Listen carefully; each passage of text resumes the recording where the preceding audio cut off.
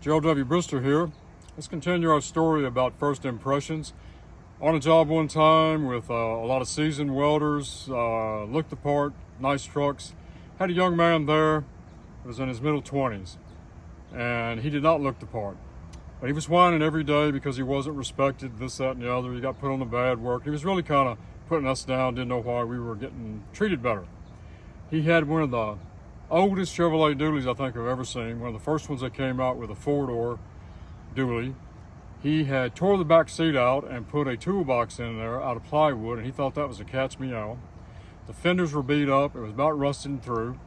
He had a big 300 amp, one of the old big 300 Lincoln Welding machines in the back, and he wore jeans that were kind of cut up looking and poor boy and raggedy, and he just couldn't figure out why he was being disrespected. Finally, one day we got tired, hit it. My friend said, "Tell him." He said, "Tell me what?" I said, "Tell you what's wrong, but you're not going to like it." So he said, "Tell me." I said, "Son, you come to work in the major leagues and you're still driving and looking like you come out of the minor leagues, and that's a fact." And I said, "You're not a cowboy in New Mexico. You need to get rid of them blue jeans shirts you've got because you're not on the ranch anymore. And that truck looks like I don't know what. And I said, that toolbox you think is so great, as everybody on this job chuckling every time you go drag something out of it."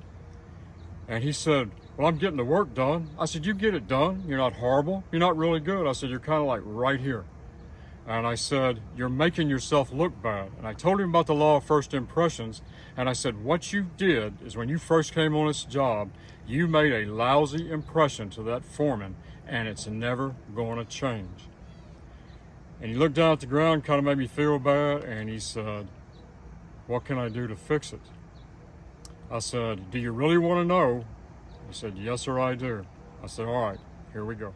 I said, "All right, first thing you need to do is go buy you some khaki shirts, because you're in the khaki collar side of this blue collar work, and that's what all the pros wear around here.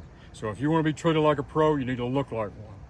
Second thing you need to do is get you some blue jeans that don't have holes in them. You need to get you another truck." I said, "Can you afford another truck?" I said, "You're making the same money I'm making." He said, "Yes, sir." He said, "I don't waste my money. We came up poor." I said, "Good." He said, "But I never had a dad around." He said, "I don't know how to buy one." I said, "All right." I said, "You tell me when. We're going to go down to the car lot at night. We're going to find you a truck you like. And I'm going to tell you how to buy it. I'm not going to go down there with you and embarrass you. But I'll tell you how to go buy them." So he agreed he was going to do all these things. Bought the shirts, bought the jeans, bought him some new boots. Went down, we found a truck he liked. And showed up on a job after about 3 days one weekend, and this kid was looking good. And he was happy, and all the welders were happy for him.